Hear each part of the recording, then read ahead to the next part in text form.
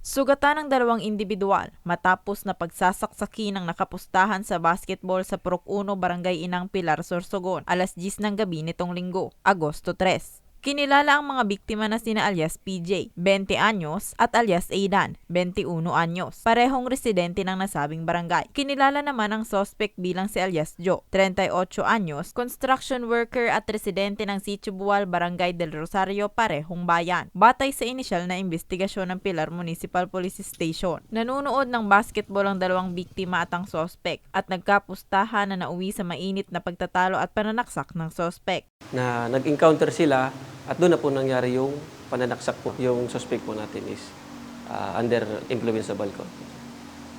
Isang tama ng saksak sa dibdib ang tinamo ng isang biktima, habang isang tama ng saksak sa tagiliran ang tinamo ng kanyang kasama. Kasalukuyan po ngayon, sila po ay nagpapagaling sa Provincial Hospital po, Sorsogon Provincial Hospital.